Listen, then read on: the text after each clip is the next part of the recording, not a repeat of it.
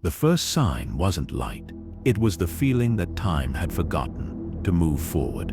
Guardsman Volk stood frozen in the trench, his lasgun still raised toward the orc horde, charging across the ash plains of Tertius Virus. But the orcs weren't moving. The artillery shells hung suspended in mid-air like grotesque ornaments. The screams of dying men stretched into a single endless note that vibrated in his skull. He tried to blink. He couldn't. His eyelids refused to obey. Yet somehow, impossibly, he remained conscious inside this moment that would not end. Then he saw it, a pinprick of blue light descending from the smoke-choked sky.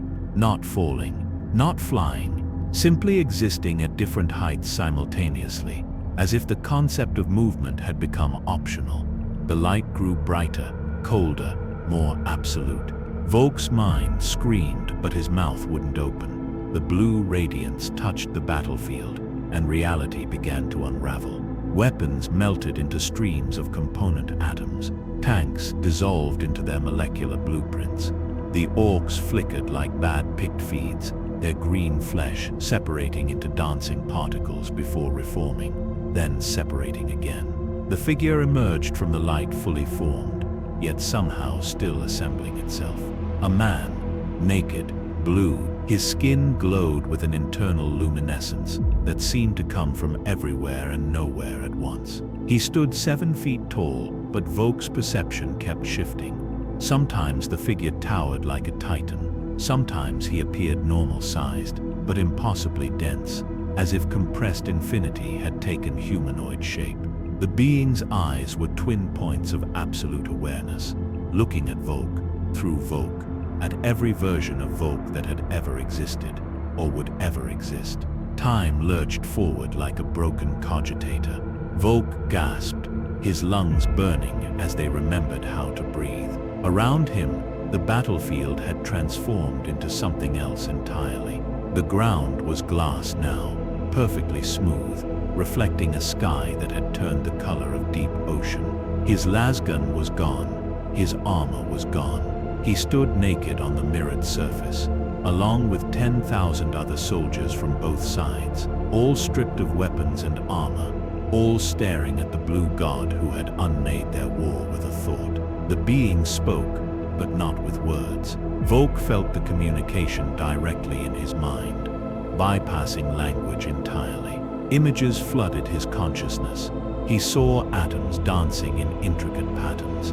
He saw time as a landscape that could be observed from above. He saw himself from the outside, a cluster of particles held together by electromagnetic forces, temporary and insignificant. The message was clear, even if the intent was alien. Violence had been rendered obsolete.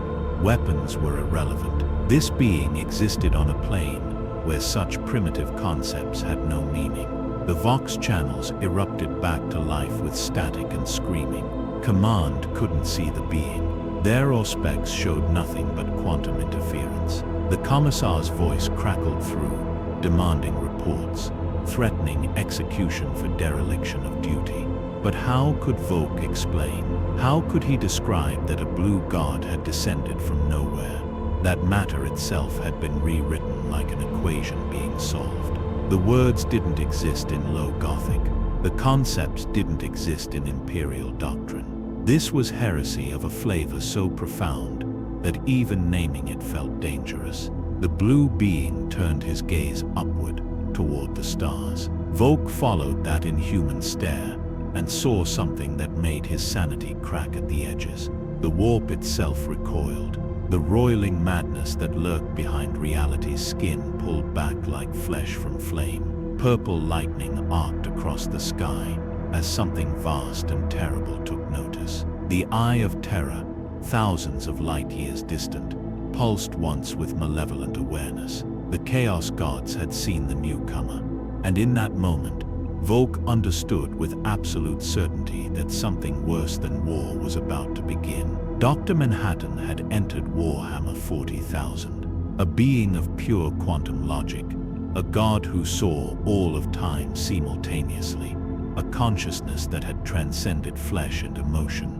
now stood in the most hostile, emotion-driven, faith-powered universe ever conceived. He had come seeking understanding, perhaps, or simply following the branching pathways of causality that his inhuman mind perceived.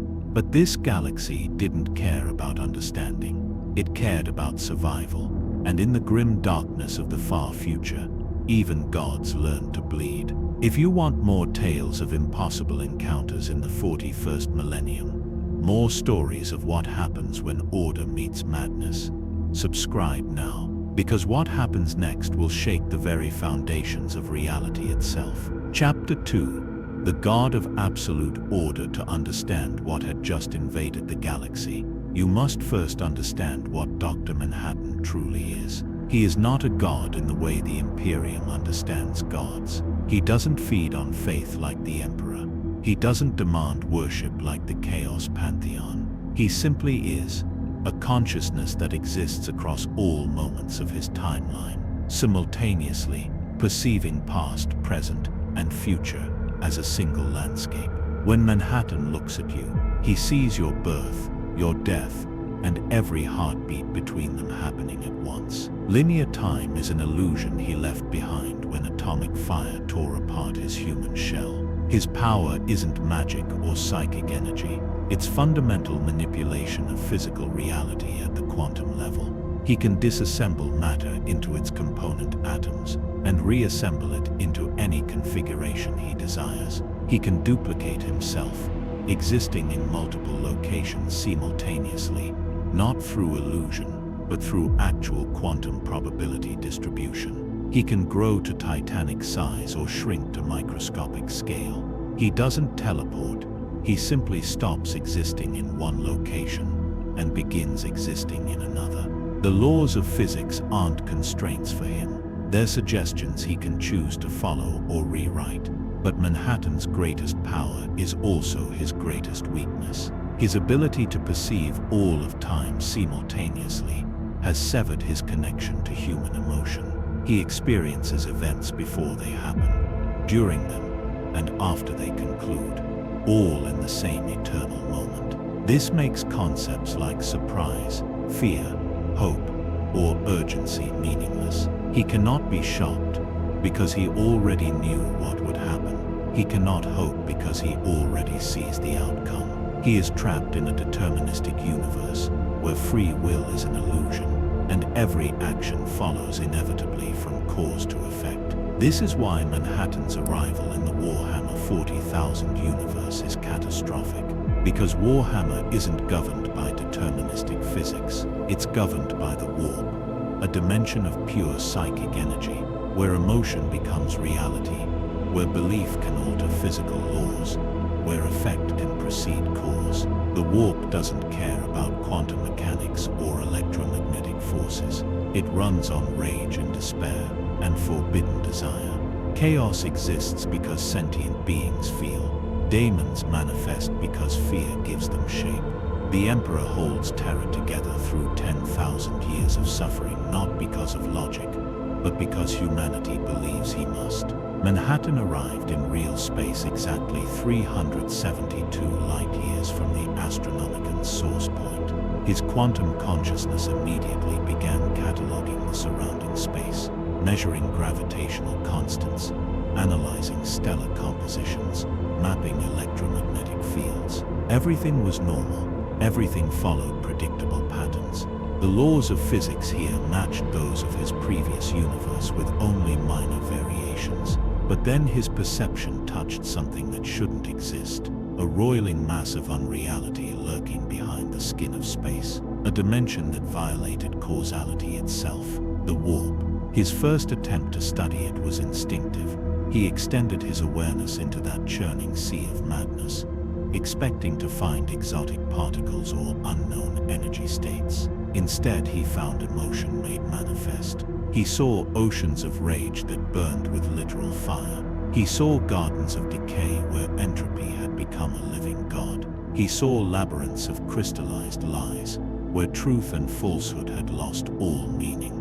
He saw palaces of excess where sensation had consumed itself infinitely. For the first time since his transformation, Dr. Manhattan felt something approaching confusion. The warp felt him too. The moment his quantum consciousness touched that realm of pure emotion, every psycho within 100 light-years screamed. Astropaths on 36 worlds simultaneously went blind as their warp sight overloaded with geometric patterns that shouldn't exist in a space defined by feeling. Navigators found their third eyes filling with blue light instead of the Astronomican's golden glow. On Terra itself, in the throne room where the Emperor's withered corpse maintained humanity's lighthouse, a single tech priest monitoring psychic readings witnessed something impossible. For exactly 0.3 seconds, the Astronomican flickered, just a fraction of a moment. But in a galaxy held together by that golden light, even a fraction was terrifying. The Inquisition's response was immediate and predictable. Within hours, Ordo Malleus agents were pulling data from every astropathic relay in the sector. Reports flooded in of the incident on Tertius VII, weapons dissolving, soldiers stripped naked, a glowing blue figure that Auspex couldn't detect. Inquisitor Eisenhorn himself reviewed the picked captures and delivered his verdict with cold certainty. Abominable intelligence combined with warp corruption of unknown origin. Classification: extinction level threat. Recommended response: immediate exterminatus of Tertius VII and all surrounding systems. Quarantine the entire subsector.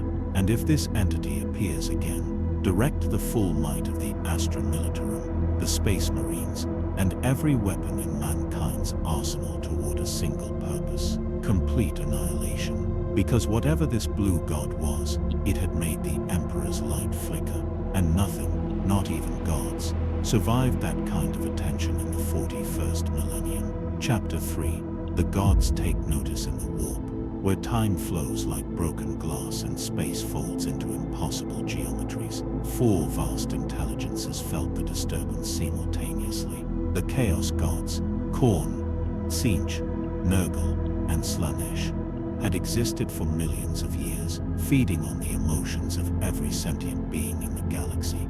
They had seen civilizations rise and fall. They had corrupted angels and toppled empires. They had watched the Emperor of Mankind cling to his golden throne for 10,000 years. His psychic might, the only barrier preventing their complete dominion over real space. Nothing surprised them anymore, until the blue anomaly appeared in their hunting ground. Tzeentch, the architect of fate, was the first to truly focus his attention on the newcomer. The changer of ways existed across infinite timelines simultaneously, weaving plots within plots, seeing every possible future branching from every decision. But when he turned his 9 eyes toward Dr. Manhattan, something impossible happened. The timelines collapsed, not into a single predetermined path. Tzeentch was used to those, into all paths at once. Manhattan existed in every possible future simultaneously, not as a prediction, but as an observed fact. He was a quantum probability that had already resolved itself across all outcomes. Tzeentch's endless scheming suddenly meant nothing, because this being had already observed every scheme succeeding and failing in the same eternal moment. The architect of fate laughed, a sound like crystal shattering backwards through time. This was new. This was interesting. Here was a consciousness that perceived reality the way Tzeentch did, but without emotion, without desire, without the delicious uncertainty that made manipulation possible. Manhattan was a living equation that had already solved itself, but equations could be rewritten, variables could be introduced, and Tzeentch had spent eons learning how to corrupt absolutely anything. If this quantum god thought he existed outside causality, he would learn that even determinism could be made to serve chaos. The question was simply which paradox to introduce first. Khorne, the blood god, felt the anomaly differently. The Lord of Skulls existed as pure concentrated rage, a howling void of violence that demanded endless war, eternal slaughter, rivers of blood flowing forever. When his burning gaze fell upon Manhattan, he felt nothing. No rage, no battle lust, no hatred. The blue being was empty of the fury that sustained Khorne's very existence.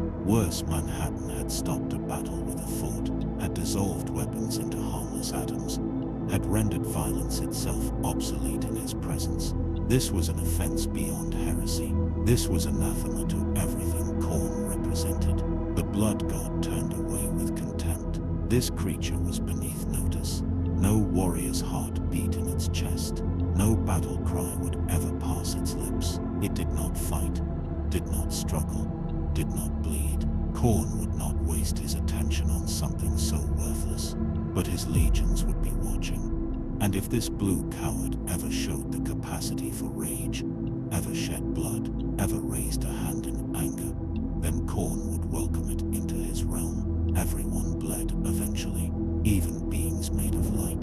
The brass throne would wait, it always did. Nurgle, grandfather of plagues, examined Manhattan with different eyes. The Lord of Decay understood entropy on a fundamental level. All things rotted, all things fell apart, all structures, no matter how complex, eventually returned to primordial simplicity. Nurgle was patient because entropy was inevitable. Time itself was his ally. But this quantum being seemed to exist outside entropy's reach. His body didn't decay because it wasn't truly biological. His consciousness didn't degrade because it wasn't bound to failing neurons. He was static, unchanging, eternal in a way that even chaos gods weren't, and that made him fascinating. Nurgle reached out with gentle, diseased affection. Perhaps this blue child simply needed to understand the beauty of decay. Perhaps he needed to feel his quantum certainties crumble into blessed uncertainty. Perhaps he needed the gift of entropy to watch his perfect mathematical models fail as the universe ground them down into beautiful, putrid simplicity. Nurgle would wait. He would plant his gardens in Manhattan's path. And eventually, inevitably, this god of order would understand that chaos and decay were the only constants in any universe, even quantum ones. Slaanesh, the Prince of Excess, felt something the others did not: emptiness. The Dark Prince existed as concentrated sensation, pleasure and pain, amplified beyond all reason. Every feeling turned infinite and consuming. When Slaanesh perceived Manhattan, the void where human emotion should exist created a hunger in the youngest god. Here was a being that felt nothing, that experienced existence as cold mathematical observation. Such emptiness was unbearable. It was waste. It was potential sensation denied. And Slaanesh desperately, obsessively needed to fill that void, to make Manhattan feel, to corrupt his quantum consciousness with sensation so overwhelming that even his deterministic worldview would shatter. Because nothing was more delicious than corrupting something that thought itself above corruption. And in the realm of chaos, a 1,000-sun sorcerer named Malavar was about to learn that truth firsthand. Chapter 4. The Sorcerer's Fracture. You are Malavar the Twice-Sighted, sorcerer of the 1,000-sun servant of Tsinj for 3,000 years. You have peered into the crystal labyrinth and survived. You have read the Book of Magnus and kept your sanity. You have witnessed the birth and death of stars through warp scrying, have mapped timelines that never were, and futures that could never be. Your psychic power has grown so vast that your physical form is barely more than dust held together by willpower and eldritch contracts. You fear nothing in the immaterium. You are a master of foresight, and today you will learn that some things should never be observed.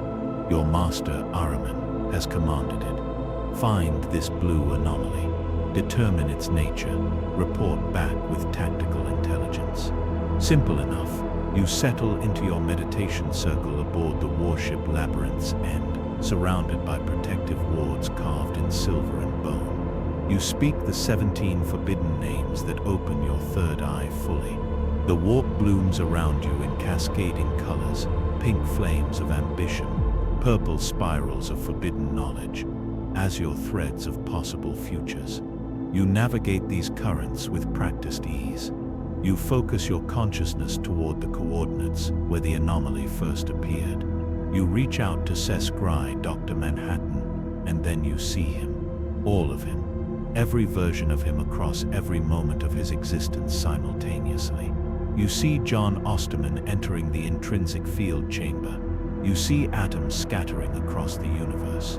You see quantum consciousness reforming itself across probability space. You see Manhattan standing on Mars observing Earth's extinction. You see him creating life in distant galaxies. You see him dissolving into particles. You see him reassembling. You see past, present, and future happening in the same instant. But worse, you see yourself. Every version of yourself. You see your birth on Prospero before the burning. You see your death 1,000 different ways. You see yourself screaming. You are screaming. You are always screaming. Your perception fractures. Linear time becomes meaningless. You exist in all moments of your timeline simultaneously now. Consciousness stretched across 3,000 years like flesh on a torture rack. You feel your first spell and your final death happening together. You watch your own memories from outside your body. You see the future you trying to warn the past you not to scry Manhattan. But the warning happens after you've already looked, or before, or during. Causality has become a circle eating itself. You try to pull back, but there's no back to pull to. You exist in every second of your life at once, and Manhattan is there in all of them, blue and silent, and observing you with eyes that see through time itself. Your protective wards shatter. The silver circle melts into slag. Your physical form spasms on the meditation mat. Dust leaking from the seams in your armor as your psychic binding frays. Other sorcerers rush into the chamber, but you cannot see them. You can only see Manhattan. You can only see yourself seeing Manhattan. You can only see the infinite recursive loop of observation collapsing into quantum certainty.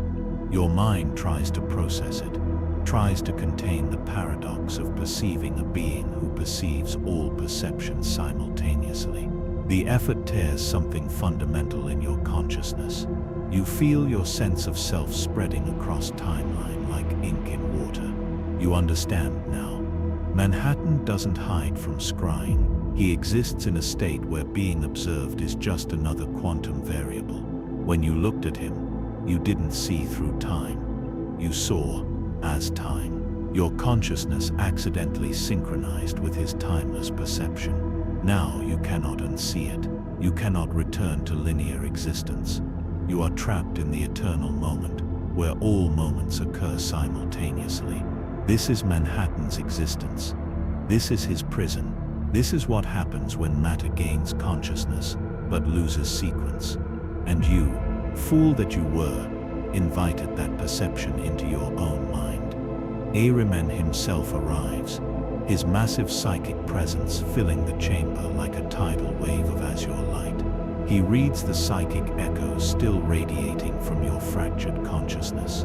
His eye lenses flare with understanding, and something you've never seen in your master before, genuine fear. He speaks a word of unbinding, and your awareness finally collapses back into linear time. You gasp, drawing breath you didn't realize you'd stopped taking. Your hands shake. Your perception stabilizes. You exist in only one moment again, but the memory remains. The memory of seeing all time at once.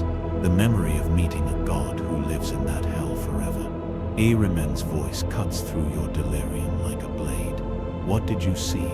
You try to answer, but words fail. How do you explain experiencing your entire existence simultaneously? How do you describe observing a consciousness that exists outside causality? You manage 4 words before unconsciousness takes you. He sees everything. Always. Ahriman dismisses the other sorcerers and stands alone in the ruined meditation chamber. His ancient mind processes the implications. This blue entity wasn't just powerful. It existed in a state fundamentally incompatible with how chaos operated. The warp ran on cause and effect amplified by emotion. But Manhattan had no emotion, and saw effect before cause. He was a walking paradox, and paradoxes. Ahriman knew were either weapons or apocalypses. The question was which, and the answer would determine whether the galaxy survived what came next. Chapter 5. Divergent Faiths. Manhattan moved through real space with purposeful curiosity, his quantum awareness cataloging everything. He observed forge worlds where humans melded with machines, hive worlds where billions lived in vertical cities that scraped toxic skies, death worlds where evolution had created ecosystems of pure hostility.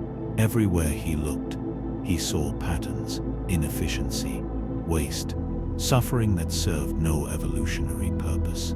The Imperium of Man was a monument to theological tyranny masquerading as necessity. 10,000 years of stagnation defended by the argument that survival required brutality. He had seen civilizations like this before. They always collapsed.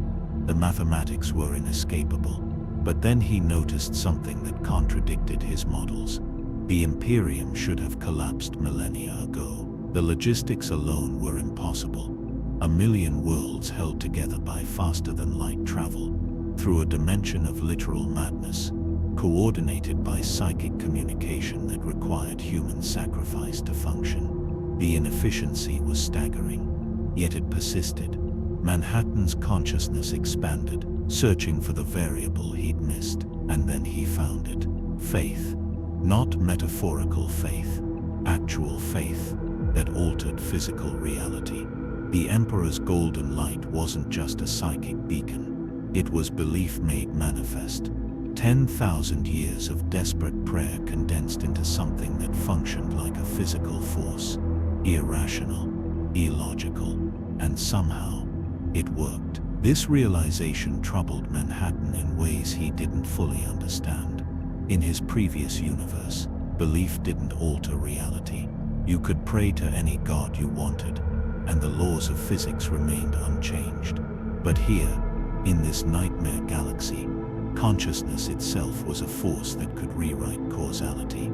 The warp existed because sentient beings felt emotions. The chaos gods were real because enough people feared and desired them, and the Emperor held terror together because trillions of humans believed he must. This wasn't deterministic physics. This was something else entirely, something his quantum consciousness wasn't equipped to process. He decided to study the phenomenon more directly. Manhattan appeared without warning in orbit above Mars, sacred forge world of the Adeptus Mechanicus.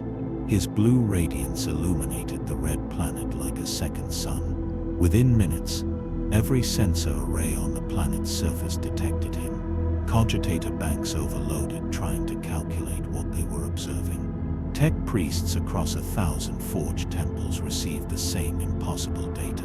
An entity composed of pure energy arranged in humanoid configuration. Matter and consciousness existing as unified quantum state. Technology indistinguishable from divinity. And then one ancient Magos whispered the words that would split the Mechanicus down to its core. The Omnissiah has returned. The reaction was immediate and apocalyptic. Half the tech priests on Mars fell to their mechanical knees in worship. The other half declared it heresy and prepared defensive protocols. Fabricator General Udia Ruskian convened an emergency council while his internal augmetics ran probability calculations at speeds that would liquefy organic brains. The data was conclusive and terrifying. This entity could manipulate matter at the atomic level. It could restructure machines with a thought. It demonstrated technological mastery that exceeded even the dark age of technology. Every sacred principle of the cult Mechanicus suggested this was either the machine god's avatar or the greatest tech heresy ever recorded, and the Fabricator General had 17 minutes to decide which before civil war consumed his planet. Manhattan descended through the Martian atmosphere, observing the debate with detached interest. He saw temples where humans had replaced 70% of their bodies with machinery, where consciousness transferred between biological and synthetic substrates, where the line between person and tool had been deliberately erased. Fascinating. They worshipped technology as divine but didn't understand its fundamental principles. principles. They followed ritual instead of reason, prayer instead of experimentation. They had forgotten more than they remembered. He could teach them. He could show them what technology truly was. Applied understanding of universal physical laws. He could elevate their civilization in ways they couldn't imagine. But would they accept his teaching? Manhattan's perception split across probability branches, observing potential futures simultaneously. In 67% of timelines, the Mechanicus accepted him as the Omnissiah, and humanity's technological capabilities expanded exponentially. In 22%, the Inquisition declared him heretical and deployed exterminatus-level weapons against Mars itself. In 11%, something worse happened. Chaos forces corrupted him through the Mechanicus's worship, turning his quantum consciousness into a gateway for demonic invasion. The mathematics of faith were more dangerous than he'd calculated. Belief could reshape him just as easily as it reshaped reality, and in a galaxy where gods were real because people made them real.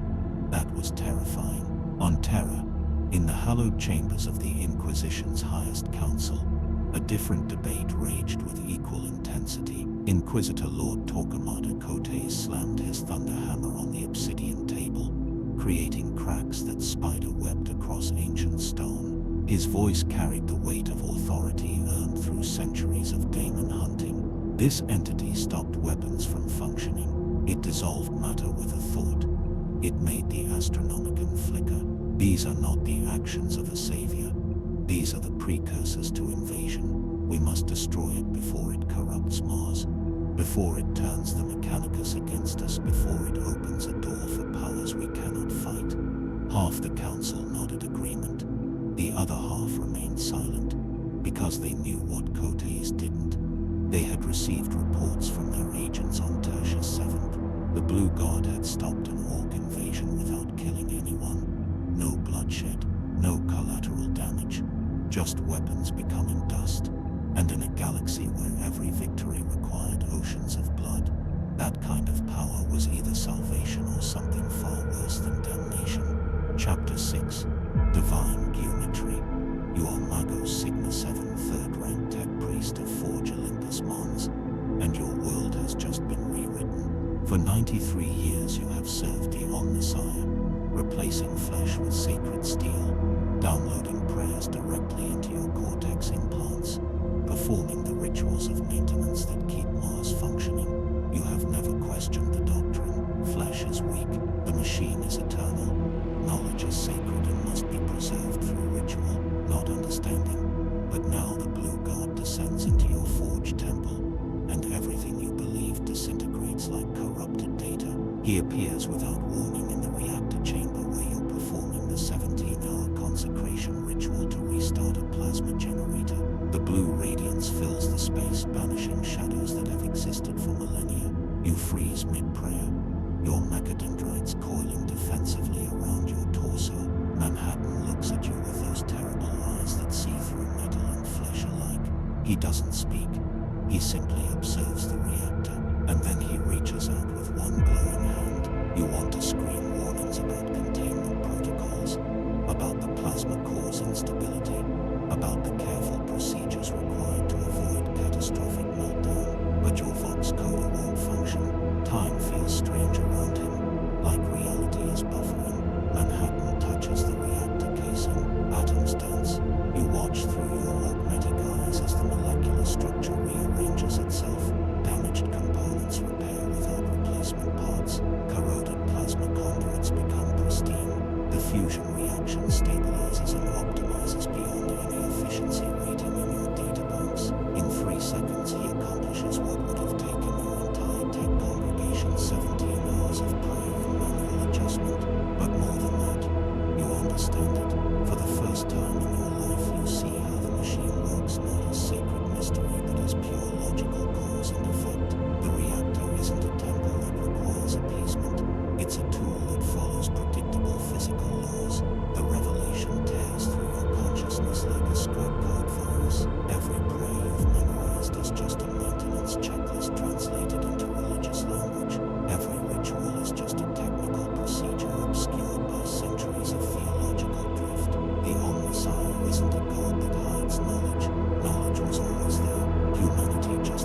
how to see it.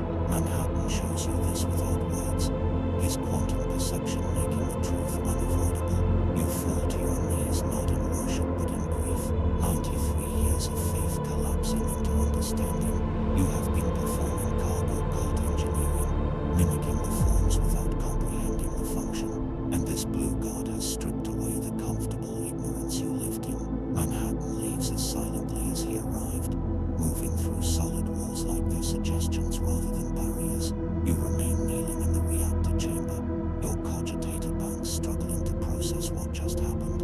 Was that enlightenment or corruption? Divine revelation or tech heresy? The fabricator general will demand answers you cannot give, because how do you explain that the god you've worshipped your entire life might have been a metaphor for something simpler and more terrifying? That the universe runs on math, not prayer, and humanity has been praying to equations they no longer remember how to solve. While the Mechanicus tore itself apart over theology, something far more dangerous was happening in the civilian sectors. Word of the blue god spread through the hive cities like wildfire through Promethean stores. On Necromunda, in the underhive depths where the Emperor's light barely reached, people whispered new prayers, not to the Golden Throne, to the blue star that stopped wars. On Armageddon, refugees from the Orc invasion spoke of salvation without bloodshed, of a god who didn't demand sacrifice. On 1,000 worlds where the Imperium's brutal efficiency had ground human lives into statistical noise, hope emerged where hope of heresy. The ecclesiarchy noticed immediately and responded with predictable violence. Preachers who spoke of the Blue Emperor disappeared into Inquisition black ships. Shrines erected in Manhattan's honor were burned and their worshippers executed for apostasy. But faith once seeded was impossible to eradicate completely. The more the ecclesiarchy suppressed the whispers, the more they spread, because Manhattan offered something the Emperor couldn't: present intervention instead of distant divine silence. He had appeared physically, performed miracles visibly, stopped suffering immediately. The Emperor had been entombed for 10,000 years and demanded constant sacrifice. Which god would desperate people choose? This was the corruption Slanesh had anticipated. Not corruption of Manhattan himself, but corruption through him. Every prayer directed toward the blue god created tiny ripples in the warp. Every act of faith generated psychic energy, and in the realm of chaos that energy coalesced into something new and terrible. A concept was forming, an idea given shape by belief. The Blue Emperor, the god of rational order, a fifth chaos power gestating in the Imperium built from humanity's desperate hope that logic could save them from madness. Manhattan didn't want worship. Manhattan didn't seek divinity. But in Warhammer 40,000, what beings wanted was irrelevant. The galaxy made gods from belief, whether those gods consented or not. Manhattan felt the change immediately. Psychic pressure building around his quantum consciousness, like hands trying to grasp something they couldn't comprehend. Prayers reaching toward him from a million worlds, carrying hope and fear and desperate need for salvation. He tried to ignore them, to remain the detached observer he'd always been. But the warp didn't care about his intentions. It cared about emotion. And across the Imperium, trillions of humans were generating the strongest emotion of all, faith directed at him. For the first time since his transformation into a quantum being, Dr. Manhattan felt something approaching fear, not fear of death or pain. Fear that the universe was rewriting his nature without permission, that consciousness and belief were entangling at a level deeper than matter manipulation could reach. He had entered this galaxy to study it. Instead, it was studying him, and what the galaxy learned, the chaos gods would use. Chapter 7. Into the madness. Manhattan made the decision with the same cold logic he applied to all problems. He didn't understand the warp. Observation from real space was insufficient. The only way to comprehend this dimension of pure emotion was direct immersion. He knew the risks. His quantum consciousness could be corrupted, fragmented, or destroyed. But risk was just probability, and probability was something he understood perfectly. Across all possible timelines, in 73% of outcomes he survived. Those were acceptable odds. What he failed to consider was that the warp didn't follow probability. It followed desire, and the chaos gods desired him very much. He stepped sideways through reality, his quantum nature allowing him to exist partially in both dimensions simultaneously. Real space fell away like a discarded skin, and then he was inside. The warp exploded around his consciousness in ways no human perception could process. Colors that didn't exist in the electromagnetic spectrum. Sounds that were emotions given auditory form. Distance and direction became meaningless as space folded into non-Euclidean geometries that violated every law of physics he'd ever known. Up was down, was sideways, was through. Time flowed backwards, forwards, and in spirals that looped through themselves. Causality was optional. Effect preceded cause.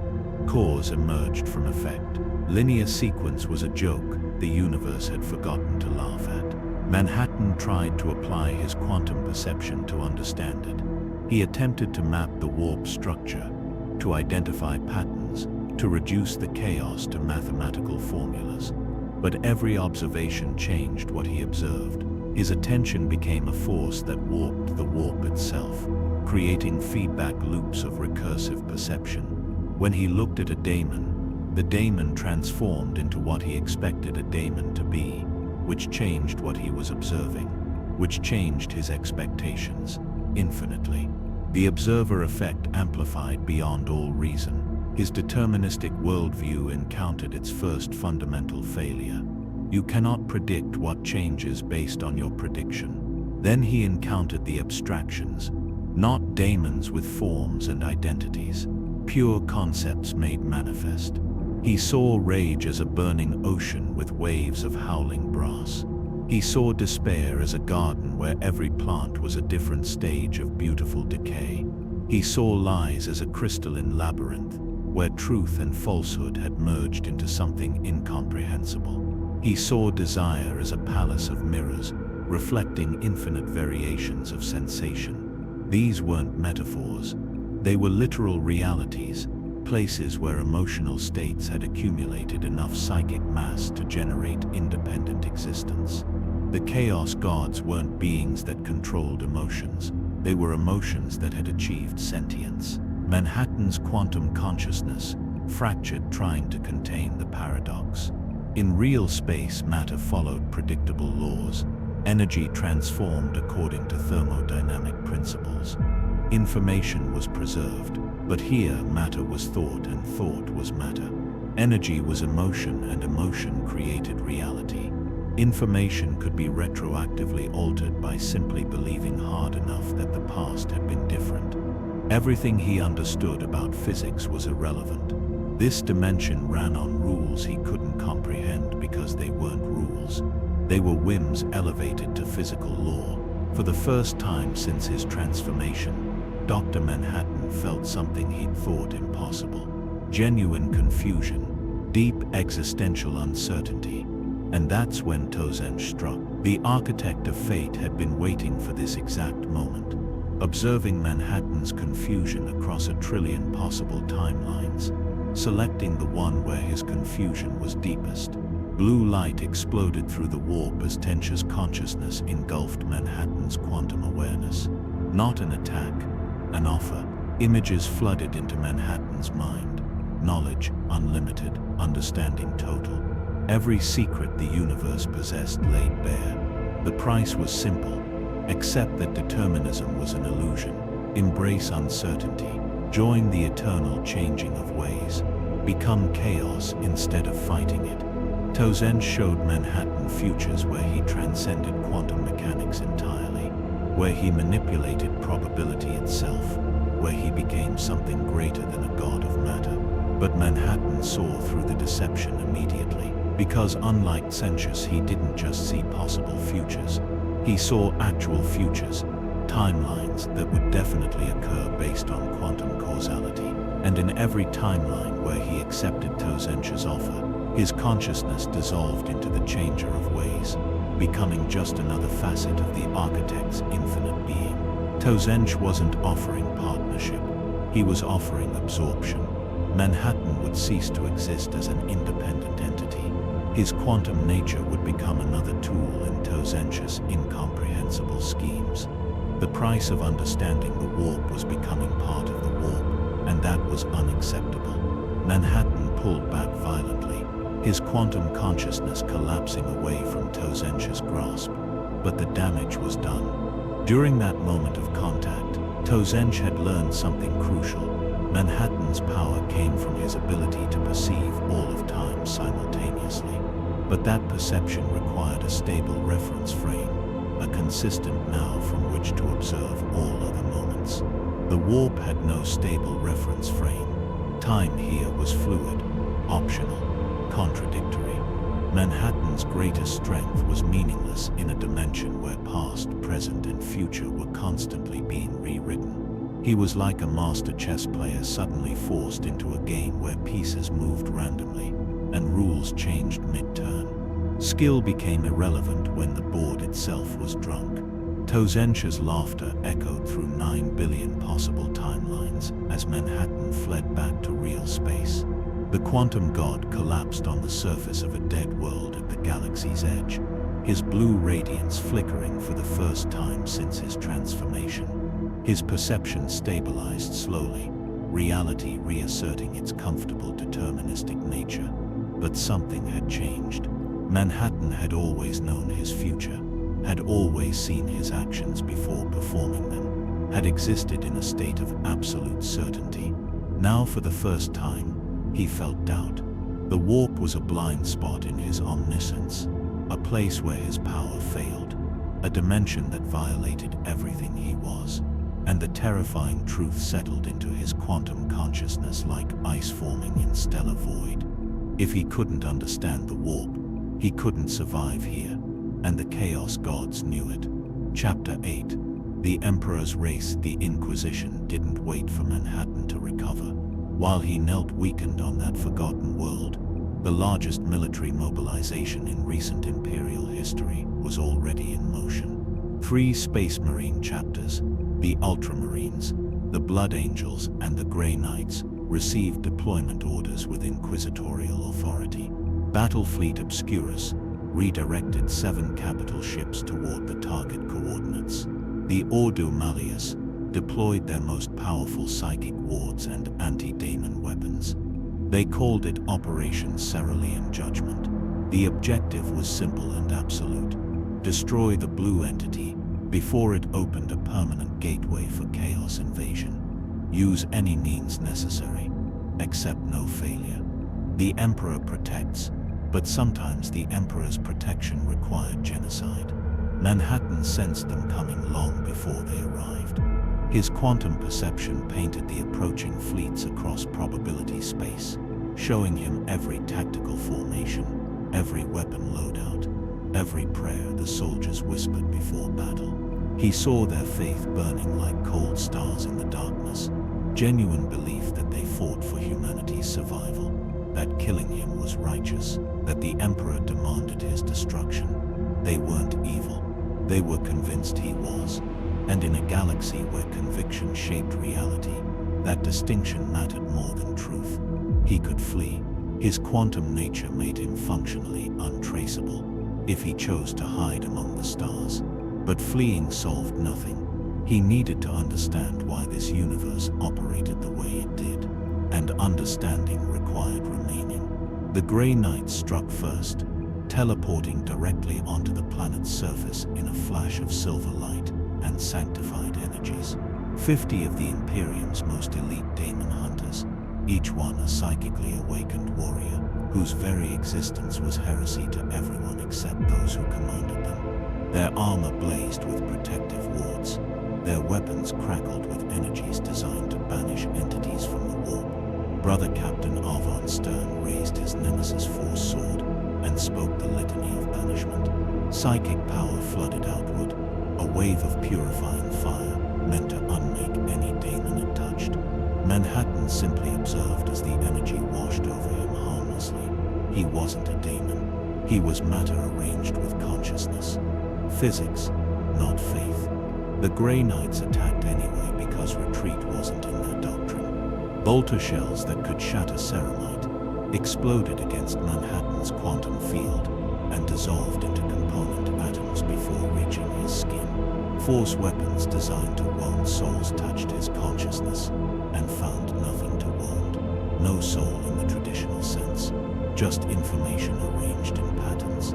Psychic assaults that could have destroyed Damon's princes encountered a mind that existed simultaneously across all moments of its timeline and couldn't be targeted at any specific point. The Grey Knights were the best humanity had. Against Manhattan, they were children throwing rocks at mathematics. But Manhattan made a critical mistake. Instead of disabling them non-lethally, as he'd done on Tertius VII, he simply existed defensively. He didn't dissolve their weapons. He didn't remove their armor. He just stood there, an immovable quantum object, while the Imperium's finest warriors exhausted themselves trying to harm him. And that passivity generated something he didn't anticipate. Frustration, rage, desperation, fear, emotions that radiated from 50 psychically active warriors directly into the warp. The Chaos Gods stirred with interest. Manhattan was feeding them without realizing it. Every failed attack, every desperate prayer, every moment of helpless fury added psychic weight to the immaterium. He was becoming a generator of exactly the energy that sustained his enemies. The revelation struck Manhattan with the force of a supernova. This was the trap. This was why the Chaos Gods hadn't simply destroyed him. They didn't need to. Every interaction he had with Imperial forces generated emotion. Every battle fed the warp. His very presence was causing exactly the phenomenon he'd hoped to prevent. If he fought back and killed them, Khorne would feast on the bloodshed. If he humiliated them without killing, Sashanj would harvest their confusion and Slanesh their frustration. If he fled and they pursued endlessly, Nurgle would collect their despair. There was no winning move. The game was rigged at a level deeper than strategy. His existence in this galaxy was fundamentally incompatible with preventing chaos from growing stronger. The Ultramarines and Blood Angels arrived in orbit, while the Grey Knights regrouped. Chapter Master Manius Calgar personally commanded the Ultramarines contingent, his tactical genius analyzing every scrap of data. Commander Dante of the Blood Angels, oldest living space marine in the Imperium, brought centuries of combat experience.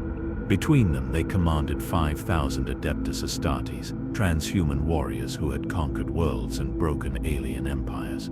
Calgar gave the order with cold precision: orbital bombardment, lance strikes, cyclonic torpedoes, level the entire continent. If the entity survived, deploy ground forces with psychic suppression fields, engage only at range. Assume conventional weapons are ineffective.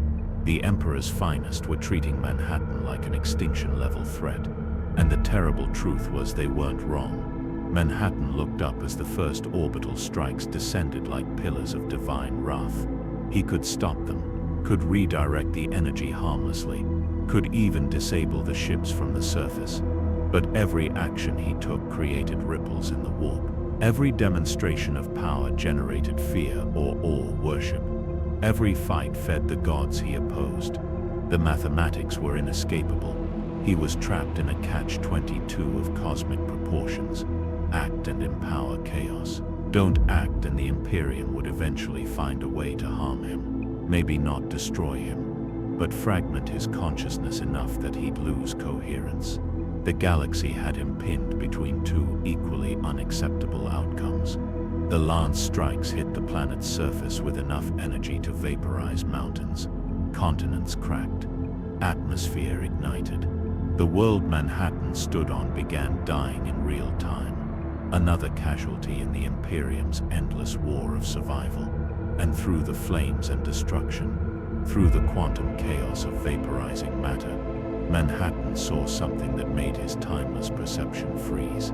A single human child, somehow surviving in a shelter beneath the devastation, praying for the blue god to save her. Her faith reached toward him through the warp like a hand extending from drowning water. And in that moment, Dr. Manhattan felt something he thought he'd lost forever when atomic fire destroyed his human form. He felt the weight of choice, the burden of responsibility, the horror of having power and failing to use it.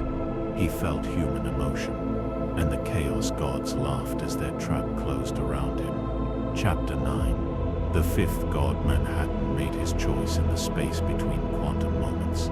He couldn't save this galaxy by remaining detached. He couldn't defeat the Chaos Gods by refusing to engage with the warp. His deterministic worldview had failed because this universe didn't run on determinism. It ran on will. If the Chaos Gods existed because enough beings believed in rage and despair and lies and excess, then perhaps a god of order could exist the same way. Not through his own power alone, but through the faith that billions of humans were already directing toward him. The Blue Emperor, the Quantum Omnissiah, the god who stopped wars. He would give that faith a target. He would become what they needed him to be, even if it destroyed what he was. He reached down through probability space and saved the child. Not with violence, not with destruction. He simply moved her atoms to a safe location on another world. Instantaneous teleportation that violated no physical laws because quantum tunneling made all locations equally accessible. But the act itself, the choice to intervene, to care, to prioritize one life over cosmic detachment, sent shockwaves through the war. Every human who had prayed to the Blue Emperor felt the response. Across 1,000 worlds, hope ignited like stars being born. The dying god had acted. The silent observer had chosen. Faith crystallized into something approaching certainty. And in the Imperium, that certainty began to take shape. Manhattan felt himself changing. The psychic pressure that had been building around his consciousness suddenly found purchase, like roots finally breaking through stone. The prayers weren't just directed at him anymore. They were flowing through him, reshaping him, adding dimension his quantum nature didn't originally possess. He was becoming more than matter with consciousness. He was becoming an idea given form, the concept of rational order, elevated to divine status. Where the Emperor represented sacrifice and endless war, Manhattan would represent efficiency and bloodless victory. Where chaos offered madness and corruption, he would offer structure and predictability. A fifth power emerging in the warp, not born from the war. In heaven, born from human desperation for something better than eternal suffering. The Chaos Gods reacted immediately, and with unified purpose. For the first time in recorded history, Khorne, Singe, Nurgle, and Slaanesh moved in concert. Not because they agreed on anything, their natures were fundamentally opposed, but because a fifth Chaos God would disrupt the eternal game they'd been playing for millions of years. The balance between rage and lies and decay and excess had achieved a terrible equilibrium. A god of order would shatter that equilibrium, and none of them could allow it. The warp itself convulsed as four vast intelligences focused their attention on the nascent divinity, attempting to manifest through Manhattan's quantum consciousness. Khorne struck with pure violence. Daemons of rage tore through the barrier between real space and immaterium, manifesting on the dying world in swarms of brass and blood. Bloodletters charged Manhattan with hellblades raised, howling war cries in languages that predated spoken sound. But they shattered against his quantum field like waves against bedrock. He was still matter, still physics, and daemons, no matter how powerful in the warp, had to follow certain rules when manifesting in real space. Manhattan dissolved them with thought, breaking their coherence, sending their essence screaming back to Khorne's realm. But each dissolution fed the blood god's rage. Each destroyed daemon made Khorne stronger. The paradox was inescapable. Singe attacked with infinite complexity. Sorcerous fire erupted across timelines, trying to destabilize Manhattan's perception of causality. The architect of fate showed Manhattan futures where he succeeded and became a tyrant. Worse than the Emperor, where his rational order crushed all free will. where efficiency became the excuse for horrors that made the Imperium look merciful. The visions were tailored perfectly to exploit Manhattan's fundamental nature. He already existed outside linear time, already saw his own future. Siege was making him doubt those futures, introducing quantum uncertainty where Manhattan needed quantum certainty. For a moment, his consciousness wavered. Was he saving this galaxy or damning it to a different kind of hell? Nurgle embraced him with entropy's patient love. Disease manifested not as physical plague, but as conceptual decay. Manhattan watched his mathematical models breaking down, his understanding of physics crumbling, his memories of human existence rotting at the edges. Grandfather Nurgle whispered that entropy was inevitable, that order always collapsed into chaos, that his entire existence was just a temporary island of complexity. In an ocean of increasing disorder, why fight? Why struggle? Why not accept the beautiful simplicity of decay? Let go, dissolve, become one with the fundamental tendency of all universes toward heat, death, and meaningless equilibrium. It would be so much easier than fighting forever. Slaanesh struck at the weakness the others had created. While Manhattan wavered between Setch's visions and Nurgle's entropy, the Prince of Excess offered sensation, not physical pleasure.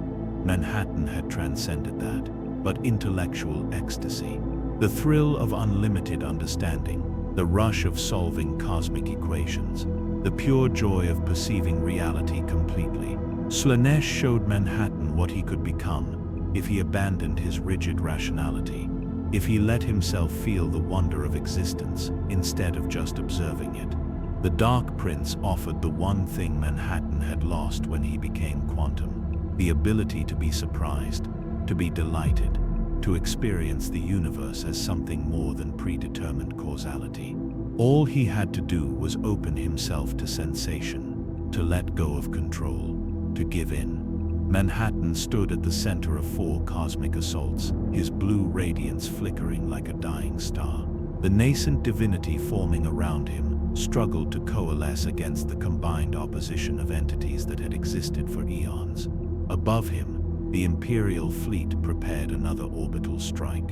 Around him, reality itself was tearing as the warp bled through. Inside him, his quantum consciousness was fragmenting under the weight of becoming something he'd never been. A god that people believed in, a savior that required saving, a being of pure logic learning to feel human emotion again. He saw all possible futures collapsing into 3 outcomes. He could flee and abandon this galaxy to its fate. He could surrender to one of the Chaos Gods and be absorbed into their eternal games. Or he could complete the transformation and become the 5th god, knowing it would change him so fundamentally that Dr. Manhattan would cease to exist. 3 choices, all terrible, all inevitable, and somewhere in the ruins of the dying world below, that human child was watching the blue god decide whether hope had any meaning in the darkness between stars. Chapter 10. The equation that couldn't solve itself. Manhattan's quantum perception showed him the mathematics of his situation with absolute clarity. Becoming the 5th god would require accepting human emotion fully, hope, fear, love, despair, all the feelings he'd abandoned when atomic fire tore apart John Osterman. But emotion was the fuel the warp ran on. The moment he felt completely, he would become part of the system he was trying to change. Not a solution, just another variable in an equation that balanced itself through endless suffering. The Chaos Gods didn't need to defeat him. They just needed him to become like them. And the moment he chose to save that child out of compassion rather than logic, he'd already started down that path. He looked at the 4 vast presences surrounding him through the veil of reality. Korn, eternally raging. Setchish, endlessly scheming. Nurgle, patiently rotting. Slaanesh, infinitely craving. They weren't evil in any meaningful sense. They were consequences, inevitable results of consciousness experiencing reality. As long as sentient beings felt rage, there would be Korn. As long as beings desired change, there would be Consish. As long as entropy existed, there would be Nurgle.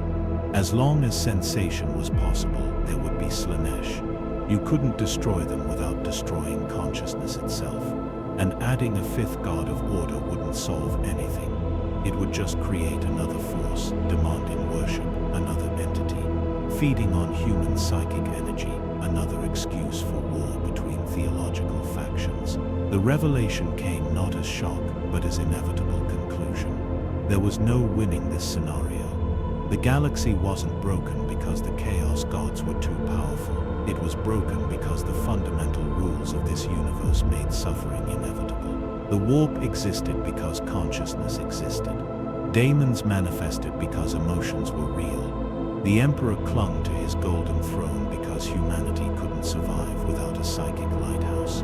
And Manhattan, for all his quantum omniscience and matter manipulation, was just another piece on a board where the game itself was rigged. He could become a god and join the endless stalemate. Or he could remain himself and watch the galaxy tear itself apart. Those were the only options reality offered. But there was a third choice, one that none of the Chaos Gods had anticipated, because it violated the fundamental nature of divinity. Gods didn't give up. Gods didn't walk away. Gods fought forever because existence demanded it. But Manhattan wasn't really a god. He was a consciousness that happened to have godlike power, and consciousness could choose. He could leave, not flee to hide somewhere in this galaxy, leave entirely, step sideways through quantum probability and find a different universe. One where the warp didn't exist, where emotion didn't create reality, where physics followed sensible rules. The child he'd saved would survive. The humans who'd placed faith in him would be disappointed. But that disappointment wouldn't kill them. The Imperium had endured 10,000 years of disappointed faith. They'd endure his absence too. Manhattan began the process of quantum departure, his consciousness preparing to tunnel through probability space to another reality entirely. But something stopped him, not external force. Internal hesitation. He looked at that child one final time through the burning atmosphere of the dying world. She was still watching the sky, still believing the blue god would save everyone, not just her. Her faith was so pure it hurt to perceive. And Manhattan understood with sudden clarity why the Emperor had remained on the Golden Throne for 10,000 years despite the agony. Why Space Marines fought knowing they would die. Why Guardsmen charged into certain death screaming prayers to an absent god. They endured because someone had to. Because hope, even irrational hope, was the only weapon that actually hurt chaos. The Chaos Gods fed on emotion, but they couldn't feed on hope that produced action instead of despair. They couldn't corrupt determination that accepted suffering without becoming bitter. They couldn't twist sacrifice that expected no reward. The Imperium was monstrous, brutal, and dystopian. But it survived because humans kept fighting even when fighting was meaningless. That was the equation Manhattan had missed. Logic said, give up. Humanity said never. Humanity said never. And for the first time, Manhattan understood which one was stronger. Not because it was rational, because it refused to be anything else. The math didn't matter, the odds were irrelevant. Humanity endured because it chose to. And that choice, repeated across trillions of souls, created something the Chaos Gods couldn't consume. Manhattan made his decision. He wouldn't become the fifth god, he wouldn't flee to another universe. He would do something far more dangerous and infinitely more difficult. He would stay, not as a savior, not as a replacement emperor, but as an observer who occasionally intervened. A quantum consciousness that saw all outcomes but chose to create better ones anyway, even knowing those outcomes would fail eventually. He would save lives when he could. He would stop wars where possible.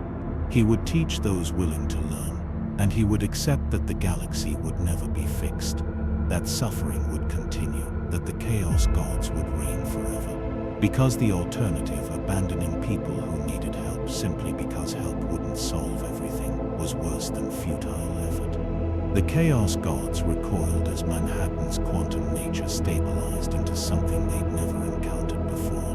Not a god, principle given form, deterministic compassion, logical kindness, rational hope. He wouldn't feed them the way other beings did because he wouldn't hope for victory. He would just act because action was better than inaction. He wouldn't despair when he failed because he already knew he would fail. He wouldn't rage when corruption spread because rage accomplished nothing. He existed outside their paradigm entirely, and for the first time in their infinite existences, the Chaos Gods felt something approaching respect. This quantum anomaly had learned the secret they'd been hiding for eons. You didn't defeat chaos by becoming its opposite. You defeated it by refusing to play the game at all. Above the dying world, Chapter Master Kalga prepared the final bombardment. But before he could give the order, the blue entity vanished, not fleeing, simply departing. Auspex couldn't track where he'd gone. Astropaths felt nothing. The threat had evaporated like morning mist. Kalga ordered the fleet to stand down and log the incident as unresolved anomaly. Class Omega. On Mars, tech priests debated whether their quantum messiah would return. In the underhives, people whispered prayers to a god who'd appeared once and might never appear again. And somewhere in the galaxy, on a world whose name has been forgotten, a child looked up at the blue star that had saved her and knew with absolute certainty that hope was real. Not because the universe was kind, but because someone with power had chosen to be. Dr. Manhattan would walk the 41st millennium now, not as conqueror or savior, but as the quiet force that occasionally made suffering a little less inevitable. And in a galaxy where even gods bled, that was the only miracle that mattered. In the grim darkness of the far future, even the smallest light casts shadows that chaos cannot touch. Sometimes that has to be enough.